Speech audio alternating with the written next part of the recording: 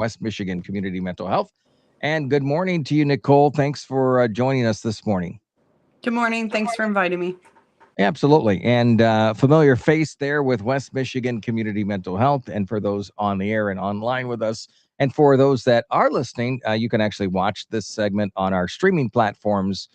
Both our Facebook pages are streaming this, as well as our YouTube channel as well. Just WMOM, hit that subscribe button if you can.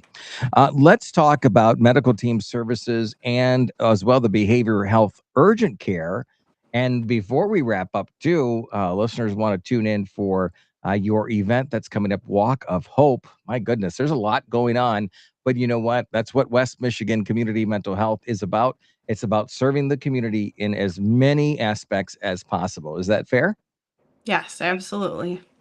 Well, So yeah, go ahead. for our medication services, we have a team of 5 prescribers, 3 psychiatrists, and 2 nurse practitioners. So they're seeing patients in the clinic. And then we also have our medication assisted treatment program, which is also in our clinic. So that would be our Suboxone program.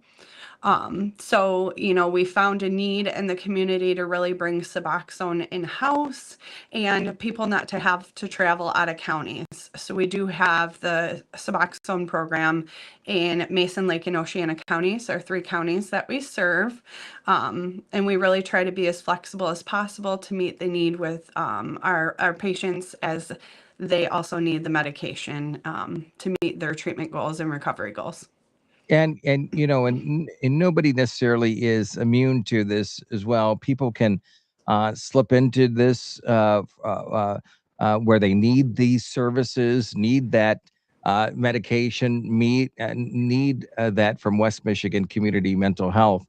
And it's not even just, and we talk about this a lot, but it's not necessarily something that triggers it to happen either, where somebody lives in a big city or Right. or it can be small town. It can be something that changes in their life. Mhm. Anything can trigger mental health a reaction, and then also the need of that medication or those services. Is that right? Yeah, so mental illness and also substance abuse and recovery, it hits all walks of life. Me, families, different things like that. It doesn't, just hit that specific person. So we really want to be there for our consumers and patients and meet them what they need. So, in our medication services program, we service people with just a little bit of depression, all the way, and a little bit of anxiety, all the way to diagnoses like schizophrenia or, bipolar disorder.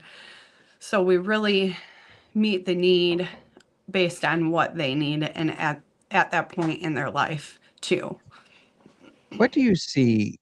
If you don't mind, well, I'll ask you this question, and it kind of goes against a little bit of what I just mentioned a moment ago about the where people are necessarily located in the sense, but you Mhm. have 3 offices in Mason, Lake, Oceana counties.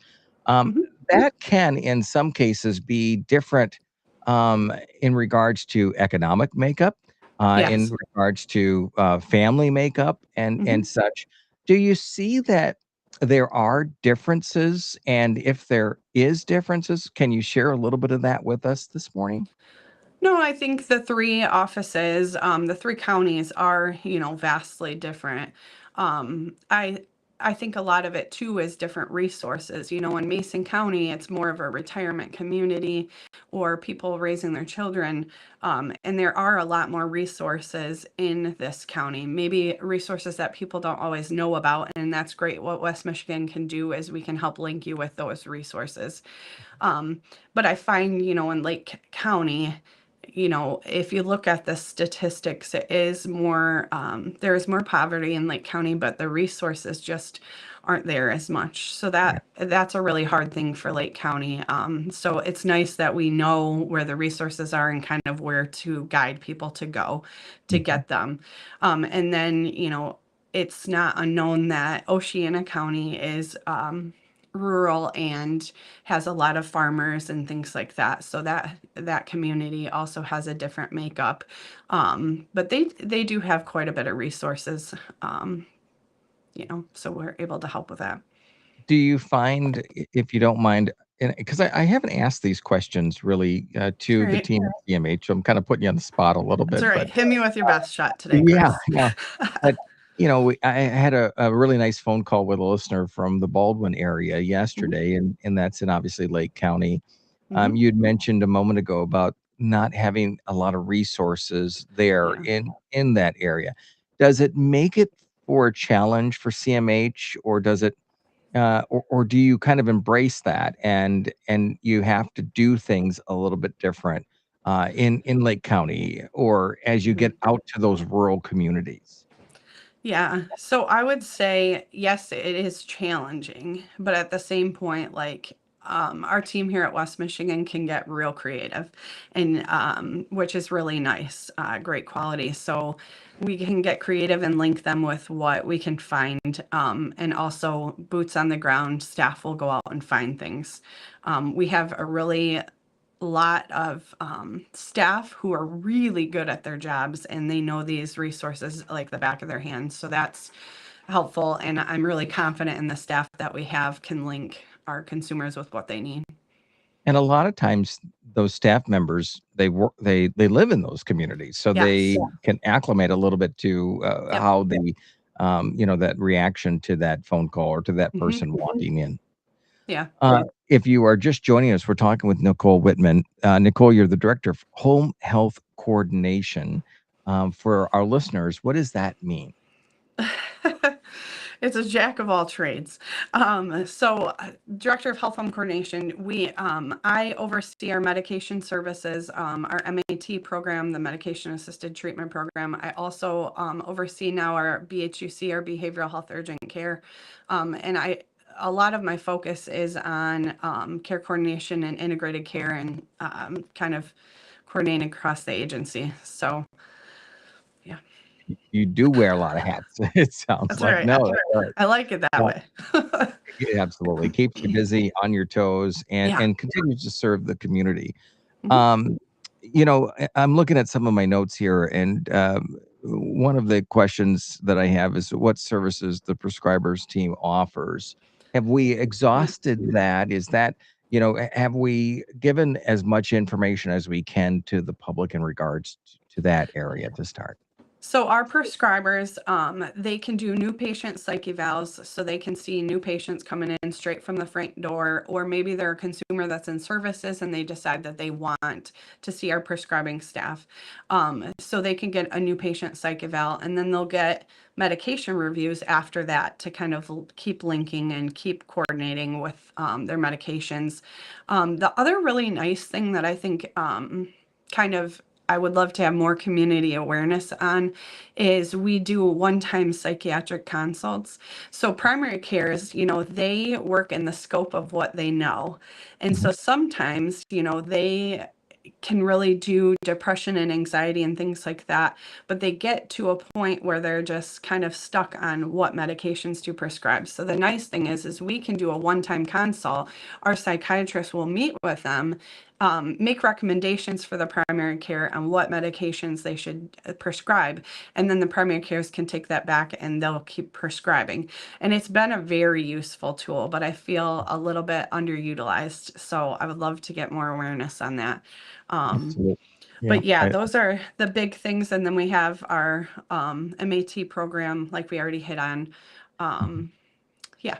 And And that's not only, I guess with the MAT program, I just want to mention too, I mentioned Suboxone, but we also do prescribe medications like Vivitrol and naltrexone and like oral medications as well for opiates and alcohol use disorder. So it's not just opiates. And we've seen in the conversations that we've had with CMH over the Mhm. years that there's a proven track record, proven studies out there and results to be able to use these medications Mhm. to fight these diseases that people have. Do you see success? Do you see results? And what does that look like? Can you give us even a scenario or a situation where this kind of happened. Obviously we don't want to divulge any information from a Right. patient standpoint, but to really kind of bring it home and show us that, hey, this is working. Yeah, so I think, people come to us at their most vulnerable. So they're at states of just getting out of the hospital, and still kind of maybe in crisis. So being able to do the medications, and over time, some people end up getting off the medications completely because Mhm. they're just able to use, coping skills and things that they've learned in therapy and maybe their symptoms are at bay. Um, but we're always here if they need them. As far as recovery, I mean, we've had people who have, Whoop, I think we lost. we've had, Oh, there you go. are you still We got you. There you go. there, Chris? It froze up. Yep. You're there with us. It froze. Go ahead, Nicole. It just froze for On a a second very, there. Oh, we'll make sure we bring Nicole in. We'll get her back on here in just a second for those that are listening, and we'll pick back up. Oh, they're already reconnected. So let's bring her back. Let's bring her back. Hey, sorry you about are that, there. Chris. Sorry. Go ahead and finish your thoughts there. Yeah. If you don't mind. So Yeah. with recovery, I think people have this idea that recovery is real linear and, you just are on the steady state down to recovery and being off substances. But, it's very up and down and that. So the medications can also assist and be a tool in your tool belt, so to say. But some success stories, I mean, we've had people come in and they are in the height of their the height of their addiction, and then I've seen them out in the community promoting like AA and NA and things like that, and it's just wonderful to see just the recovery that has happened, That's over powerful. time, or getting reunited with children and things like that. That's Yeah. truly the success, I think. And I think, and over time, I hope we can share more of those successes, because I think that's where we talk a little bit about the process, the Hmm. the the services that are, but your team, they wouldn't be doing what they're doing if they didn't see Right. that, hey, this is happening. The results are happening in our communities, Yeah. and I think that's pretty amazing.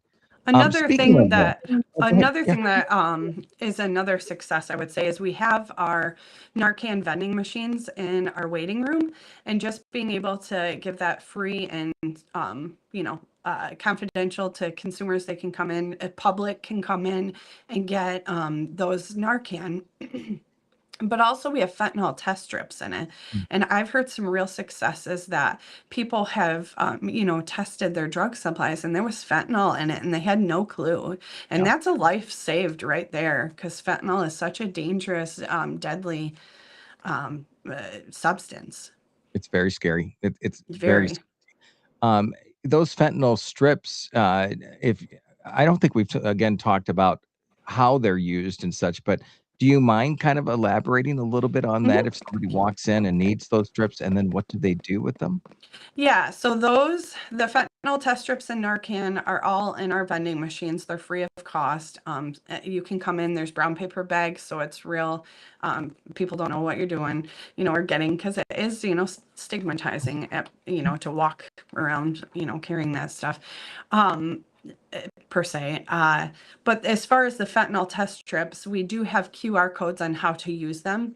But basically, people will take a plastic baggie and put the substance in it and then take the substance out and there's just that residue and powder.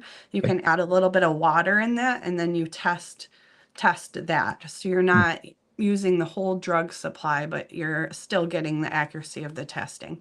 But Okay. there's a QR code that shows people how to use it as well. That has to be shocking for them when Mhm. on the flip side, when somebody does see that there's a fentanyl residue Mhm. in is there, and I know the QR code will walk them through that side of it as Mhm. well, but for our listeners and viewers today, what is that first step of action that you always recommend or that you talk to them with?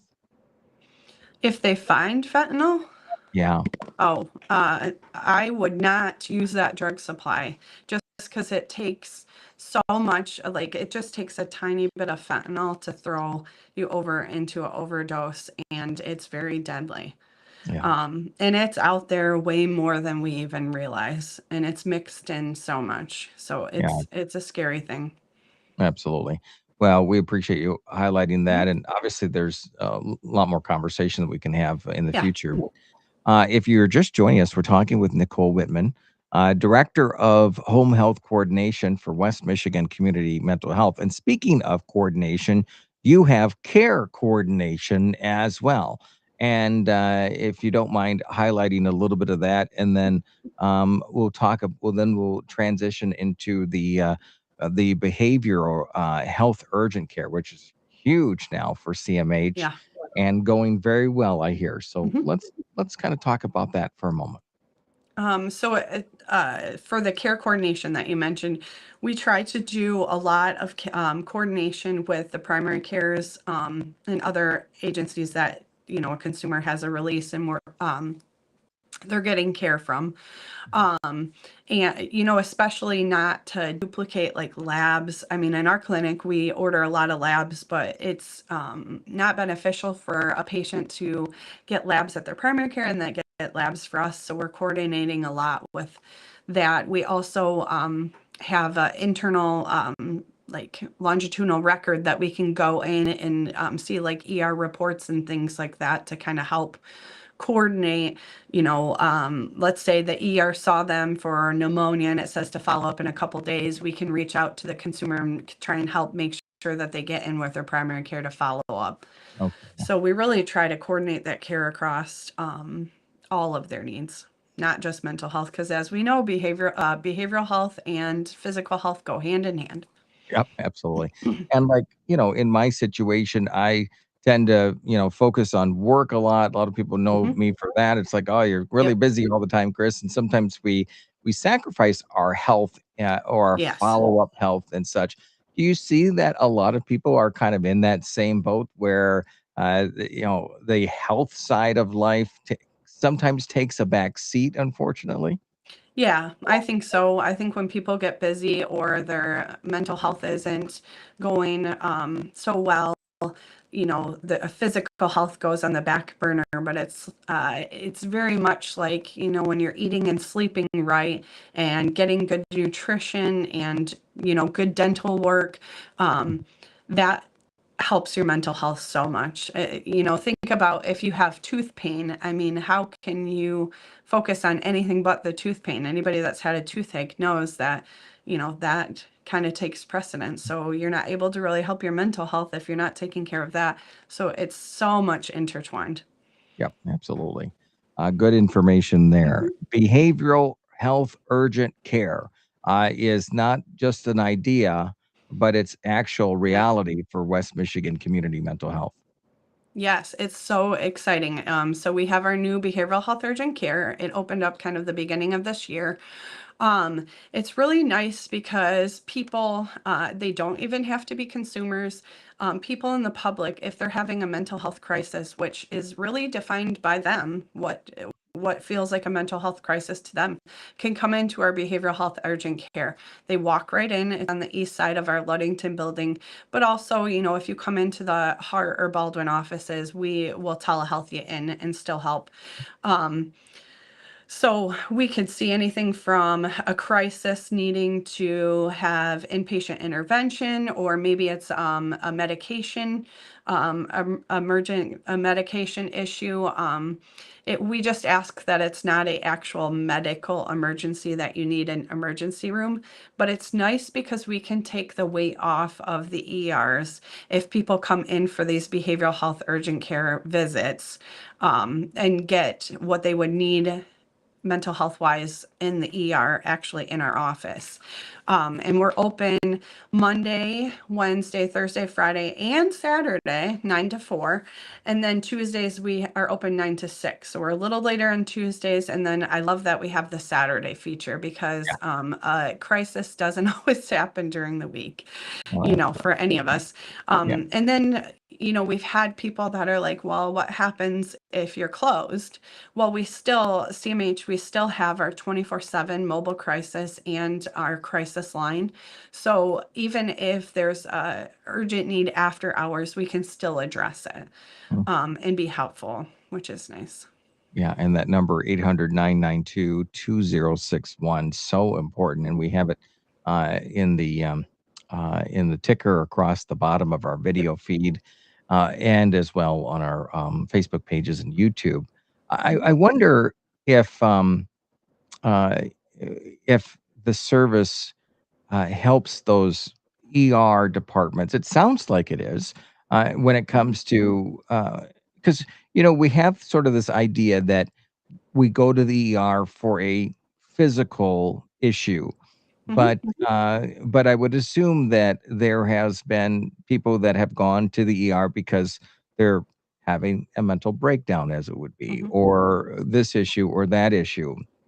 With the behavioral urgent care, that probably opens up quite a few eyes and says, you know what, I'm gonna go there. That's Right. where I need to go so that it doesn't put the pressure on the ER. It Right. addresses it, the of what is going on with that person, without having to deal with, Band-Aids or blood work or Yeah. anything else like Yeah. that. I guess my question is, have you seen people understand those differences? It might take some time from an educational standpoint, but to Mhm. be able to say, "Okay, I'm going to West Michigan Community Mental Health, the behavioral urgent care, rather than ER." So I think community education is a big piece of this. Just getting the word out there that this service is offered, Mhm, just because, it is newer, so it takes time for the mhm, community to understand that we have this. I think it has and will continue to help our emergency departments mm, because they are so filled with, at times, mental health crises, and we can help take that burden with our staff that's committed to help in these situations and trained to yeah, really jump in a crisis. mm. Um, so I think over time, this will really kind of explode, which will be great for our communities because the need is there for sure. Well, and a lot of times I would assume if somebody goes into the ER, they're reaching out to professionals like your Hmm. team and others, Hmm. uh, Yes, to address that, and so, right. yeah, it eliminates that, I don't know if I wanna say hurdle, but at least that delay if they're, Like if the they're middleman. Yeah. Hmm. let's wrap up by talking about the Walk of Hope. We were talking about this before we went on the air that West Michigan Community Mental Health focuses on obviously services within the walls of CMH, but also activities outside of CMH. And one of those is the Walk of Hope. Take us through that. Yeah, so our Walk of Hope is this year is September 8th. It's from 5 to 7 p.m. It's at Waterfront Park. Um, it is really nice because we always have a speaker of some sort, either a family member or a person with lived experience. So really connecting to the community, and we do have our walk around Waterfront Park. We also have different booths set up with different resources around the counties. West Michigan always we have our booth as well, which will have like Narcan and different things, and pamphlets and swag, of course, that we can pass out. But and there's lots of different agencies that we have coming to that also have their resources. But the biggest thing is just bringing the community together for mental health awareness, but also reducing stigma. I don't think people realize how much stigma there is in our counties for mental health and substance abuse. So just this event really tries to tackle and break down some of that stigma that is just so long standing that needs to go away, really. Yeah. Yeah, absolutely. Well, and we saw it recently in a police incident, Yes. and you look at comments and they go both ways, supportive and Yeah. as well, the other direction, and I think it goes to show we don't know what is going on with every individual around Mhm. us. We make assumptions, or we, as you mentioned, it's Yes. kind of that stigma that's out there. Mhm. And those walls hopefully will come down over time. And it's part of that communication that we have, of that awareness that we do. Mhm. And I think the Walk of Hope is certainly one of those events that can invite people to understand more. And, because, sometimes we have our own walls of wanting to understand. We have our own, Yes. this is what we think of it. But once we start having those conversations, Mhm. once we start reading those pamphlets and discussing things, sometimes that changes. And when that happens, it's usually for the better. It's usually to help Mhm. other people and ourselves. So that's a Yeah. great event we're looking forward to. Uh, we all are have our own implicit biases, and so really, it's helping break down those walls of those biases and challenging us to think outside of what maybe we grew up in or what we're used to. Because you're right, we truly don't know what other people are going through until we walk in their shoes. Mhm. Very true. Good point there. Mhm. Nicole, is there anything that we forgot to talk about that you want to make the public aware this morning before we wrap up? Oh, Chris, I think we hit everything, but thank you though. Yeah, thank you. We appreciate your dedication to the community, Mhm. the CMH staff. We want to give them a big shout out because they're always working hard to help others. Again, in Mason, Lake, Oceana counties, whatever situation, whatever moment you are in, there's always somebody to help there. And Mhm. again, 800-992-2061, the phone number 24/7, 365 days a year, Mhm. the behavioral health urgent care, and of course, all the other services that CMH offers that you can find on the website and as well by walking through their doors and asking and inquiring. Yep. So, Nicole, we appreciate you. We welcome you back in the future as always. And thanks for taking some time with us this morning. Thank you so much, Chris, for inviting me. You got it. It is 102.7 Mom FM and Hot Country.